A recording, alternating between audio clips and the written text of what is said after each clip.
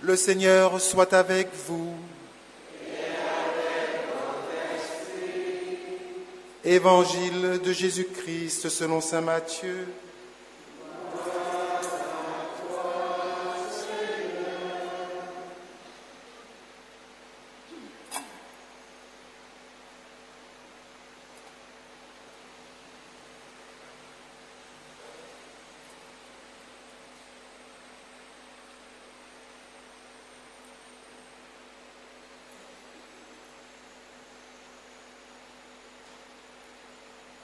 En ce temps-là, Jésus s'adressa aux foules et à ses disciples et il déclara : « Les scribes et les pharisiens enseignent dans la chair de Moïse.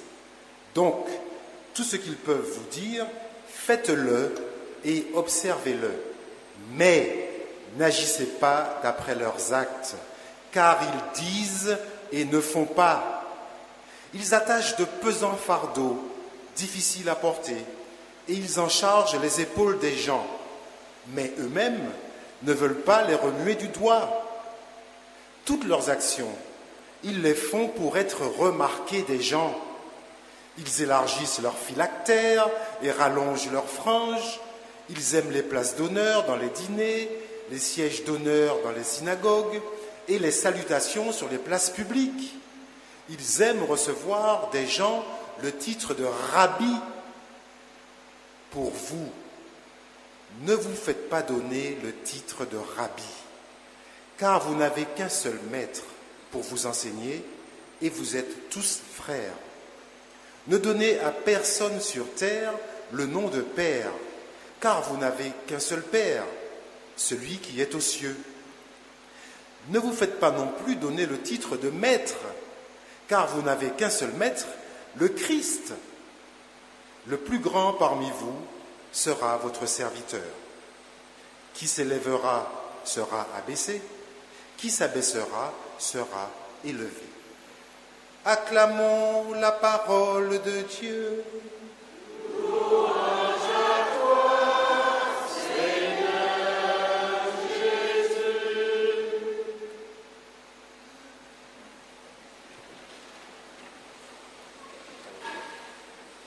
Alléluia.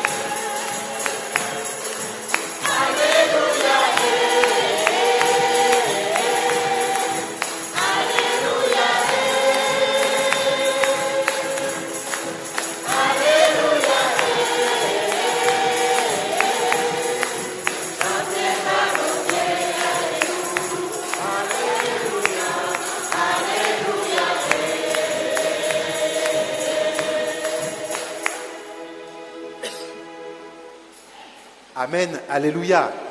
Hein? On peut louer la parole de Dieu, puisqu'on vient de lire dans la deuxième lecture que ce n'est pas une parole d'homme, mais une parole de Dieu. Donc on doit glorifier la parole lorsqu'elle est proclamée.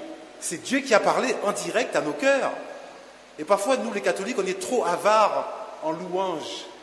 Vous n'avez pas remarqué, hein? On a du mal à louer, mais il faut louer. Dieu parle à son peuple. Dieu a ouvert son cœur. Et cette parole, non seulement nous fait du bien, mais elle nous transforme. Parce que ce n'est pas une parole d'homme, c'est la parole de Dieu qui est créatrice. Donc quand tu accueilles cette parole pour ce qu'elle est, elle transforme ton cœur. Elle fait de toi un homme nouveau ou une femme nouvelle parce que cette parole fait ce qu'elle dit et que c'est la parole de Dieu. Et que Dieu a créé le monde par sa parole. Bon, j'ai fait la parenthèse, ce n'est pas le sujet de ce soir, de ce matin, pardon.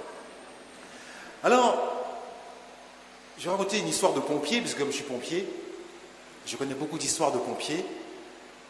Nous sommes aux États-Unis le 11 septembre 2001. à New York, près du World Trade Center, où il y a les 2 tours jumelles.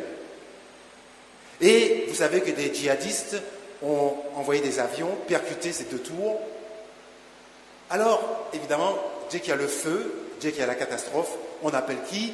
Les pompiers. C'est normal, c'est notre boulot. On est là pour sauver, mettre en sécurité et faire tout ce qu'on peut pour épargner des vies. Ce jour-là, on va engager 350 pompiers new-yorkais dans les tours du World Trade Center pour essayer de sauver un maximum de personnes. Ce que savent les pompiers lorsqu'ils rentrent dans les tours, c'est que de toute façon, ils ne pourront pas sauver tout le monde. Parce que telles que sont construites les tours, ceux qui sont au-dessus de l'impact des avions ne pourront pas redescendre, puisque les communications sont coupées. Donc ceux qui sont au-dessus, ils sont perdus. Mais ceux qui sont en dessous, on peut encore les sauver, en les faisant descendre par les escaliers, les ascenseurs étant hors service. Donc l'objectif des pompiers, c'est de monter les étages à pied par les escaliers et d'aider à évacuer un maximum de personnes pour quitter les tours qui, ils le savent, vont forcément s'effondrer parce qu'elles ne pourront pas rester longtemps en feu, elles vont finir par s'écrouler. Alors, dans la première tour, on fait rentrer à peu près 200 pompiers. D'accord ? Ils rentrent et ils commencent les sauvetages. Et puis, entre-temps, la deuxième tour est percutée, donc on fait rentrer 150 autres pompiers dans la deuxième tour. Et les 150 qui rentrent dans la deuxième tour, alors qu'ils sont en train de monter, entendent un fracas assourdissant. Et ils savent, en entendant ce bruit, que la première tour vient de s'écrouler en ensevelissant les 200 collègues qui sont dans la tour pour sauver. Donc ils viennent de perdre 200 collègues à eux. Et ils savent qu'eux-mêmes, quand ils montent, ils ne pourront pas redescendre. Ils savent que le même sort les attend. Et que font-ils? Ils continuent à monter. Excusez-moi, ce sont des jeunes hommes qui savent qu'ils ont une famille, ils ont des enfants, ils ont un métier passionnant, ils ont envie de vivre. Et ils savent que plus ils montent, plus ils signent leur arrêt de mort. Ils ne pourront pas redescendre. C'est maintenant ou jamais. C'est soit tu t'en vas maintenant, soit tu péris à jamais, en tout cas humainement parlant. Et les gars continuent à monter. Et chaque fois qu'ils croisent des résidents de la tour qui essayent de s'enfuir, ils leur disent avec beaucoup d'amour: Madame, monsieur, c'est par ici la sortie, descendez, allez vers la vie, pendant que nous montons vers la mort. Mais continuez à descendre, c'est par là, dépêchez-vous, ne vous laissez pas surprendre. Et tous les gens qui les croisaient disaient, ils avaient un regard rempli d'amour. Ils avaient les yeux rouges du feu de l'amour du cœur de Jésus. Ils nous parlaient avec une paix et une assurance, comme si c'était des anges qui nous disaient: allez par ici, allez vers la vie. Nous donnons notre vie pour vous. Allez vivre. Et nous allons là où nous appelle notre mission. Et ainsi, ils vont sauver un maximum de personnes et ils vont périr, ce qui fait qu'au total, 350 pompiers new-yorkais sont morts dans les tours du World Trade Center. Frères et sœurs, je vous donne cet exemple qui est une histoire vraie, pour vous montrer que des hommes, mais ça aurait pu être des femmes, peut-être d'ailleurs qu'il y avait des femmes parmi eux, puisque chez les pompiers, il y a des femmes aussi. Peu importe, des êtres humains ont donné leur vie pour des inconnus.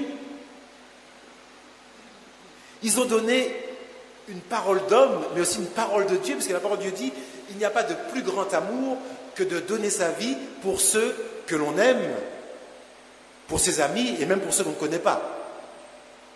Jean 15, 13 et suivant. Donc, ces hommes ont été au service de la communauté, au service de leur prochain, en donnant le sacrifice suprême qui est celui de leur vie. Et à ce titre-là, ils ont été totalement conformes à l'amour du Christ qui lui-même sur la croix donne sa vie pour l'humanité. Eh bien, cet exemple est là pour illustrer ce que dit la parole peut-être ce matin, où Jésus dit: attention, dans mon Église, dit le Seigneur, j'ai nommé des serviteurs, des responsables. Dans les familles, j'ai nommé des chefs de famille, ce sont les hommes.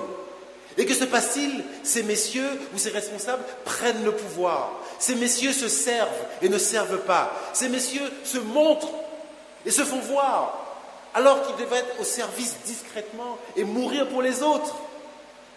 Le Seigneur n'est pas d'accord avec ça. Dans la première lecture, le prophète Malachie le redit encore, ce n'est pas juste. Quand tu es envoyé en mission, tu es là pour donner ta vie physiquement ou ton temps ou ton argent ou ta présence pour que les autres soient bien. Et ta rétribution te sera donnée par le Père du ciel. Et à l'époque, les scribes qui avaient la chair de Moïse, donc qui avaient l'autorité spirituelle pour guider le peuple, qui étaient les guides de la nation, ces messieurs mettaient des phylactères. Vous savez ce que c'est des phylactères? Un phylactère, c'était une espèce de poche en cuir dans laquelle on avait inscrit des passages du Pentateuque, donc disons de l'ancêtre de la Bible, avec les 5 premiers livres de l'Ancien Testament. Donc, le Deutéronome disait qu'il fallait porter sur soi la parole de Dieu en chemin, sur la route à la maison. Donc, ils avaient pris ça à la lettre et ils fabriquaient donc des petites poches en cuir dans lesquelles ils mettaient un passage biblique. Bon, c'est très bien, Dieu est avec toi par sa parole. Mais pourquoi faire une poche comme ça? Pour montrer aux gens que tu es tellement pieux, que tu aimes tellement Dieu, que la parole de Dieu a surdimensionné ton cœur. Mais encore faut-il que tu pratiques cette parole, puisque tu la portes sur toi. Au moins, fais ce qu'elle dit. Voyez, donc, Jésus dit, attention, il y a des personnes qui sont beaucoup plus branchées sur les apparences, mais qui n'ont pas compris que le cœur de la religion, le cœur de leur foi, c'est l'amour du prochain et le service de l'autre. C'était écrit dans Isaïe 29, 13. Le prophète disait, de la part de Dieu, eh bien, je vous dis ça tel que c'est écrit, ce peuple m'honore du bout des lèvres, mais son cœur est loin de moi. Les doctrines qu'ils enseignent ne sont que des préceptes humains. Vaines sont leurs paroles. Vous voyez, donc déjà Dieu se plaignait à l'époque parce que beaucoup de gens brassaient beaucoup d'air en donnant l'apparence, mais au fond d'eux-mêmes, ils n'étaient pas en relation avec Dieu. Alors, pour faire le lien avec ça et la présence de la pastorale des hommes, eh bien, si vous voulez, on va parler un petit peu de la responsabilité des hommes dans leur foyer, dans l'Église, dans la société, et montrer que parfois, nous les hommes, et j'en fais partie, j'assume, parfois nous faisons l'intéressant. Personnellement, j'ai vécu pendant 12 années en concubinage avec une fille, à l'époque où j'étais jeune. Il ne faut pas faire comme moi, vous avez compris que ce que j'ai fait là était une grosse bêtise. Et j'espère qu'il n'y a personne qui fait ça dans l'Assemblée. C'est très vilain de faire ça, vous savez ça. C'est un gros péché mortel. On ne peut même pas communier quand on fait ça. Donc moi j'ai vécu ça, c'était terrible. Et dans cette union pseudo-conjugale, il y a un truc que je n'avais pas compris. Je n'avais pas compris que si on aime une femme, on doit se sacrifier pour cette femme. Moi j'estimais que c'est la femme qui devait se sacrifier pour moi. Et en particulier j'aimais beaucoup le sport. Et je considérais que le sport passait avant ma femme, enfin avant ma compagne. Donc je devais consacrer du temps à mon entraînement. Et après, seulement après, eh bien, je pouvais rentrer dans mon foyer et ma femme pouvait avoir un homme apaisé parce qu'il a dépensé beaucoup d'adrénaline. Et quand elle me disait, mais tu pourrais au moins limiter ton entraînement, tu pourrais quand même espacer, faire une fois sur deux, je disais négatif. Négatif, jamais. Non, parce que moi, c'est comme ça que je fonctionne. Moi, c'est comme ça que je suis bien. C'est quand je fais du sport matin, midi et soir, lundi, mardi, mercredi, et dimanche la compétition pour vérifier que l'entraînement a bien fonctionné. C'est ça un homme? C'est ça un chef de famille? C'est ça quelqu'un qui respecte l'autre et qui donne sa vie? Eh bien du tout. Eh bien, au bout de 12 ans, ça a explosé. Au bout de 12 ans, on s'est séparés. J'avais jamais donné à cette femme mon cœur. J'avais donné du sexe, oui, ça, il n'y a pas de souci, dans le péché qui plus est. J'avais fait l'intéressant avec elle parce que comme elle était jolie, effectivement, je me promenais avec elle sur des places publiques. Mais à quel moment j'ai sacrifié ma vie pour cette femme? J'assume mes fautes. À quel moment j'ai donné ma vie à cette femme? Jamais. Je n'ai jamais donné ma vie à cette femme. Alors depuis, j'ai compris la leçon. Maintenant, je suis marié et mon épouse actuelle, croyez-moi, j'ai un plaisir à me sacrifier pour elle. Ah ouais, ça. Et finalement, j'ai retrouvé que ça fait du bien. Messieurs, je vous le dis, ça fait du bien de mourir pour sa femme. Ouais. Bon, vous n'êtes pas là convaincu? Au moins, j'aurais essayé de vous le dire. Bon. Donc, mais voilà. Alors, tiens, puisque la dame me dit cette parole, Elle nous dit, il ne faut jamais penser qu'à soi. Mais oui, savez-vous que le mariage est une vocation? C'est un appel à la même hauteur que l'appel à la prêtrise. C'est un appel à se donner à une personne pour la vie. C'est pas facile.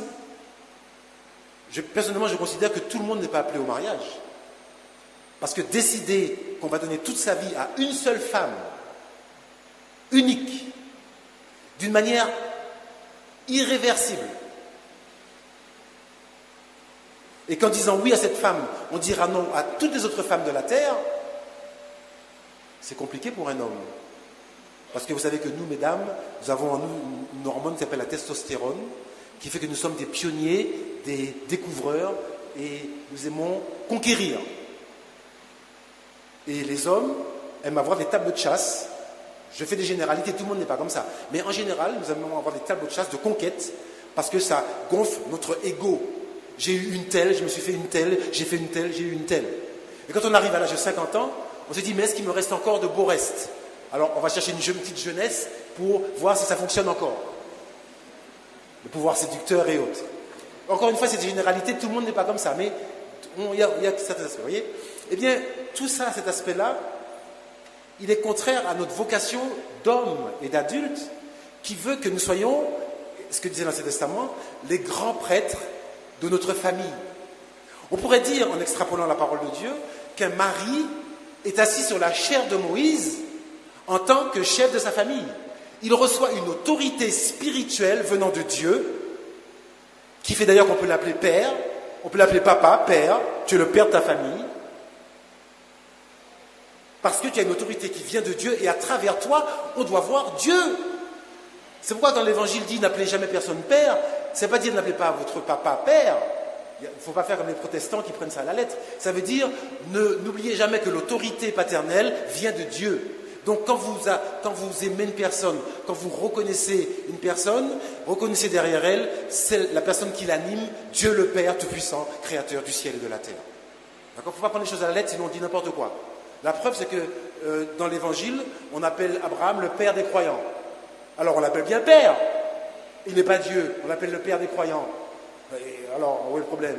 Il est bien un père, au sens où il est un guide, mais parce qu'en lui, Dieu agit. Vous voyez la subtilité? D'accord? Bon, c'est compris, je passe la parenthèse sur ça. Donc, le chef de famille, le mari, l'époux, est comme le grand prêtre de sa maisonnée. Il est celui par qui Dieu veut passer pour bénir la maison et la famille. Il est celui par qui Dieu veut instaurer sa loi dans la maison. Dans Deutéronome chapitre 6, versets 4, 5 et 6, eh bien, Dieu disait, tu enseigneras la parole à tes enfants et tu la leur répéteras aussi bien assis dans ta maison que marchant sur les routes. Tu inscriras cette parole sur les murs de ta maison.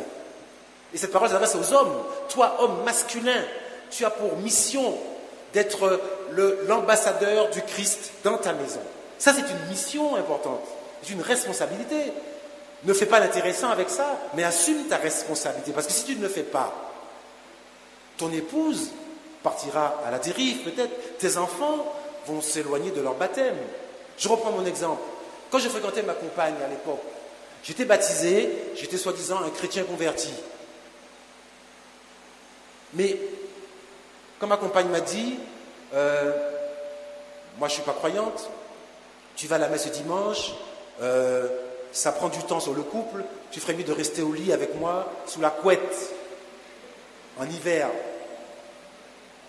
Elle a dit une fois, deux fois, trois fois, c'est bon. J'ai dit bon, la messe ça m'embête, il fait froid, les églises en France ne sont pas chauffées, hop, sous la couette. Finalement, quand j'ai quitté cette femme après 12 ans, quand on s'est séparés, elle n'a pas progressé d'un poil dans sa foi. Au contraire, elle s'est dit, mais finalement la foi, c'est de l'hypocrisie, puisque le bonhomme dit qu'il est croyant, or il reste couché avec moi le dimanche au lieu d'aller à la messe. Donc c'est la rigolade. Finalement, j'ai détourné une femme de la foi. En disant que je l'aimais, j'en ai fait une païenne plus qu'elle ne l'était au départ. Vous comprenez? Je n'ai pas joué mon rôle de souverain sacrificateur. Bon, comme je n'étais pas marié, c'était compliqué, parce que le mariage donne la grâce de le faire. N'ayant pas la grâce, c'était compliqué. Mais néanmoins, j'ai joué un rôle de faux témoin. J'ai détourné une femme de la foi. Et j'ai fait pire, c'est que l'enfant qu'on a eu ensemble, je ne l'ai même pas baptisé, parce qu'à l'époque, je ne croyais plus en rien. Donc j'ai fait cet enfant, eh bien, pour l'instant, toujours pas un fils de Dieu. Il est une créature de Dieu, mais il n'est toujours pas fils de Dieu. Et alors, je vous parle, il a 30 ans, il n'est toujours pas dans l'église de Dieu. Et j'en porte la responsabilité. Parce que je suis le grand prêtre de cette famille que j'avais commencé à constituer, bien malement, et je n'ai pas fait ce pourquoi Dieu m'avait créé. Alors, c'est pas perdu, hein. J'ai la foi et je prie, et je fais des sacrifices, et puis je fais pénitence, et je sais qu'un jour, par la foi, ce garçon se convertira. Je n'ai aucun doute là-dessus. Je ne sais pas comment Dieu va faire, mais Dieu fera. Dieu va faire encore. Et ça, c'est mon combat aujourd'hui. Je prie pour ça et Dieu le fera. Mais pour l'instant, je paye les conséquences de mon insouciance. Voilà. Donc l'homme a une responsabilité familiale et au lieu d'utiliser sa force et ses charismes et son autorité pour écraser, il devrait les utiliser pour relever. Car la gloire de Dieu, c'est l'homme vivant, c'est l'homme debout. Toi, homme, dans ta maison, instaure la gloire de ton Créateur, en faisant que ta famille soit debout, que tes enfants adorent le vrai Dieu, que ta femme soit épanouie. Comme dit l'apôtre Paul dans Ephésiens 5, hommes, aimez vos femmes comme le Christ a aimé l'Église, en souffrant et en mourant pour elle, afin de la rendre pure, sans ride et sans tache. Oui, messieurs, vous entendez la bonne nouvelle? À quelle hauteur Dieu a confiance en toi? Dieu te dit que tu es capable de rendre ta femme pure, sans tache et sans ride. Ça veut dire qu'au plan physique, si tu aimes tellement ta femme, tu la rajeunis. Parce qu'elle est tellement baignée dans l'amour et dans la confiance qu'elle se sent mieux qu'elle ne l'était peut-être quand tu l'as connue. Et au niveau spirituel, tu veilles tellement sur elle et tu te sanctifies pour qu'elle soit sanctifiée. Jean 17, 6, 7, Jésus disait, pour eux je me sanctifie afin qu'eux-mêmes soient sanctifiés. On peut se sanctifier pour que par exemple, eh bien, nos proches soient sanctifiés. Or tu ne fais qu'un avec ta femme. Donc tu peux te sanctifier pour que ta femme soit sanctifiée afin qu'elle soit sans tache, pure et irréprochable. Comme le Christ s'est sanctifié pour que l'Église soit pure, sainte et irréprochable. Évidemment ta femme sera toujours pécheresse comme tu l'es. Mais peu importe, fais le job. Mouille ta chemise, annonce la parole de Dieu dans ta maison et vis cette parole. Sois crédible dans ta foi. Pas seulement un chrétien de façade qui va à la messe. Vous savez, tout le monde peut aller à la messe. Mais tu peux rentrer à la messe et ressortir comme tu es rentré, sans avoir rencontré le Christ. Tu peux même manger le corps du Christ indignement, dit la parole de Dieu, 1 Corinthiens 11, 27 et suivant. Et tu ressors sans avoir communié de cœur et d'amour avec ton Jésus. C'est terrible, vous savez, frères et sœurs, les personnes qui s'habillent sous forme de religion et qui n'y sont pas. Et je mets en garde justement les hommes de la pastorale des hommes du Lorrain, mais des autres pastorales du diocèse. Attention, ne rentrez pas dans un registre de faire semblant. Ne rentrez pas dans le registre de mettre de belles tenues blanches et de belles croix et d'avoir un air de dignité. Et quand tu rentres chez toi, c'est l'enfer. Et quand tu rentres chez toi, quand ta femme te dit allons prier, tu dis ah non, tu m'embêtes avec ça. Parce que ça existe, paraît-il. Non, pas en Martinique, c'est vrai, c'est d'autres pays. Mes amis, il faut être crédible. Dieu compte sur toi. Il y a des âmes qui se perdent. Et toi, en tant qu'homme, mais les femmes aussi ont leur responsabilité, chacun a sa part. Mais toi, en tant qu'homme, tu es un pilier de ta maison. Et si tu fais bien le job, ta famille sera bénie de génération en génération jusqu'au retour du Christ. Mais si tu fais mal le job, le diable va s'infiltrer dans ta maison et il va dévaster, car Jean 10, 10 nous dit « Le voleur ne vient que pour voler, égorger et faire périr ». Et dans Ézéchiel 22, verset 10, Dieu disait « Je cherche un homme sur la brèche et je n'en ai pas trouvé. Je cherche un homme sur le rempart de ta maison pour empêcher le diable d'attaquer et je n'en ai pas trouvé. » Parce que ces messieurs font l'intéressant ailleurs. Quand je faisais mon sport à outrance, qu'est-ce que je recherchais en fait? La gloire des hommes, être meilleur que les autres compétiteurs. Je n'étais pas sur la brèche. J'étais à rechercher des phylactères surdimensionnés. Alors voilà la volonté de Dieu sur l'homme dans son mariage. Je vous dis, mes amis, c'est génial. C'est beau. il y a un charisme masculin particulier, pas supérieur à ceux de la femme, il n'y a pas de question de supériorité là, c'est pas ça du tout. Mais il y a une mission particulière qui est dévolue à l'homme, et si l'homme ne joue pas ce rôle, eh bien les femmes, qu'est-ce qu'elles font? Elles prennent le rôle, parce qu'il y a un vide. Et elles le font du mieux qu'elles le peuvent, et en Martinique, elles le font très bien. Mais vous faites peser sur les femmes des fardeaux, comme dit la parole, qu'elles n'ont pas à porter. Il y a beaucoup d'hommes qui considèrent que le catéchisme, c'est l'affaire des femmes, que la scolarité, c'est l'affaire des femmes, que l'éducation sexuelle des enfants, c'est l'affaire des femmes. Mais non! Ton fils ou ta fille a besoin de voir ce que toi, homme, comment tu vis ta sexualité, comment tu la conçois selon le plan de Dieu. Ton fils a besoin de te voir prier à genoux dans ta maison, en lisant la Bible et en te soumettant à Dieu.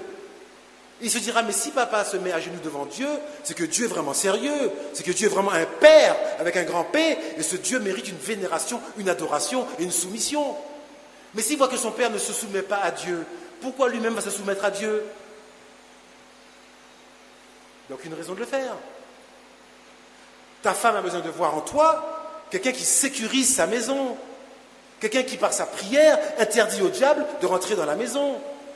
Un homme qui est vigilant et qui regarde ce que ses enfants regardent, qui vérifie que ce que les enfants regardent à la télé est conforme à la pureté, et qui éventuellement confisque le portable de sa fille parce qu'elle regarde des trucs porno sur son portable.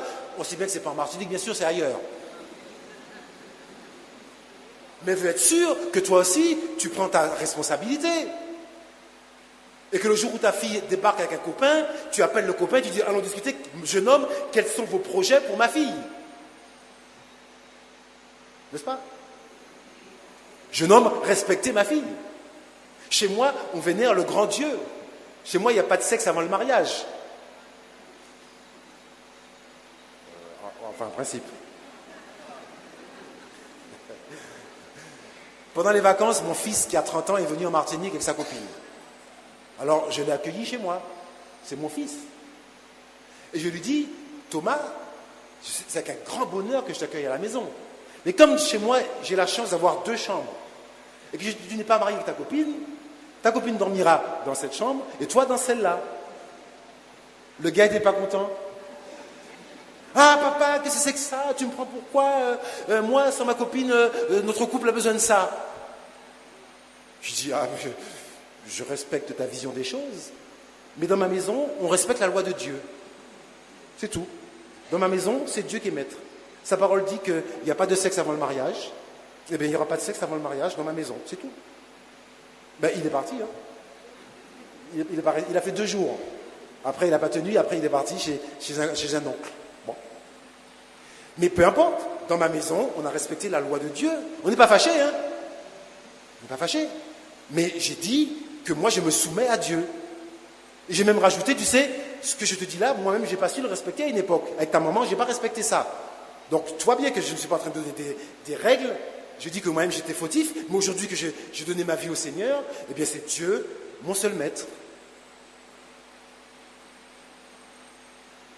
Voyez, l'homme a un devoir d'authenticité, un devoir de vérité. Arrêtons de faire semblant.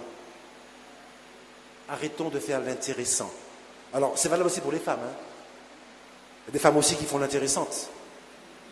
On a tous envie de faire l'intéressant, c'est-à-dire de se montrer sur sa plus belle face, son plus beau visage. On a tous cette tendance, il faut l'admettre. Si on ne l'admet pas, on ne sera pas guéri de ça. D'accord? Donc si vous l'admettez, ce matin même à l'Eucharistie, vous pouvez être guéri de ce problème. Donc admettons-le, vous voyez, c'est plus simple. La parole de Dieu te dit, le médecin ne vient que pour ceux qui sont malades. Donc si tu ne reconnais pas que tu es malade, tu ne seras pas guéri. Vous voyez, donc voilà, après chacun fait comme il veut, mais c'est bien de reconnaître parfois et d'assumer ce qu'on est ou ce qu'on n'est pas. D'accord? Bref, pour conclure mes amis, pour ne pas être trop long, eh bien, nous avons un Dieu qui nous aime.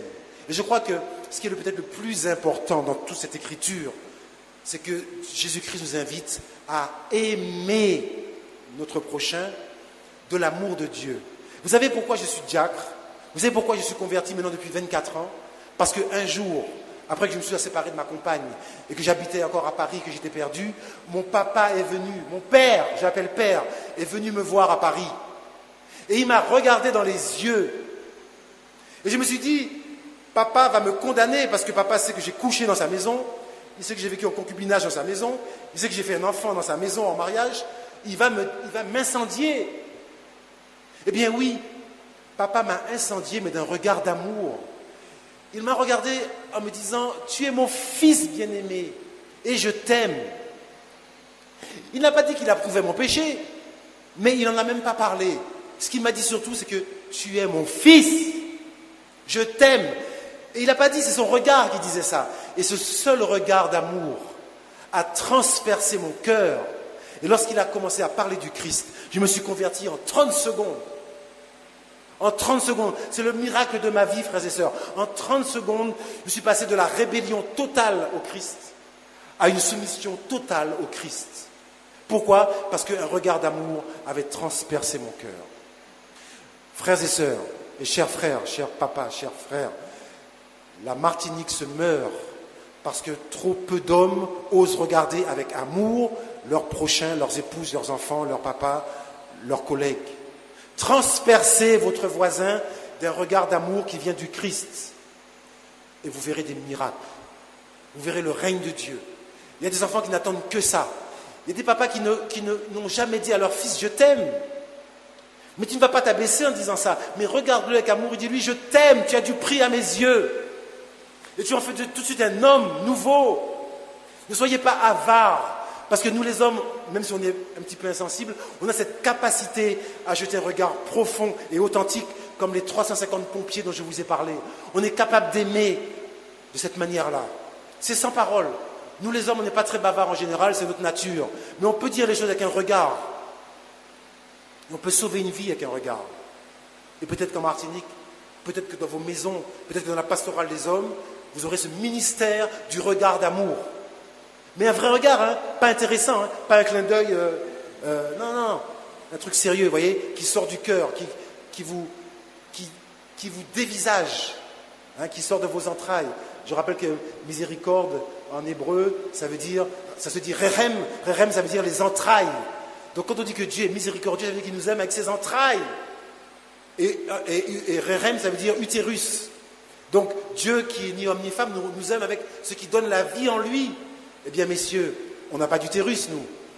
Mais aimons de manière utérine. D'accord? Donnons nos entrailles. Donnons quelque chose de sérieux, qui nous coûte, qui nous arrache le cœur. C'est ça qu'il faut donner. Le reste, c'est du cinéma. Que la Vierge Marie nous aide, en tout cas, à devenir de vrais hommes et à le rester avec la parole de Dieu, avec vos activités que j'ai vues, qui sont riches, avec la sécurité, avec l'ordre, avec la discipline, avec la soumission à Dieu, avec l'authenticité, avec la vérité. Bref, comme son époux Saint Joseph. Il a fait tout ça, et discrètement. Il n'avait pas de phylactère, Joseph. Il n'avait pas de frange. On ne sait même pas ce qu'il a fait dans la Bible. Il y a 2 passages qui en parlent. Mais il a fait un boulot énorme. Parce qu'il a simplement joué son rôle. Et quand l'ange lui dit « Prends ta femme et l'enfant et va en Égypte », voilà ce que fait un vrai homme. Dieu te dit « Prends la femme et l'enfant ». Il se dit « Je suis responsable de la femme et de l'enfant, je les prends, je me casse en Égypte ». Et après, l'ange lui dit « Maintenant c'est bon, tu peux revenir en Israël, c'est bon, je retourne en Israël ». Un homme soumis à Dieu qui protège la femme et l'enfant. Amen.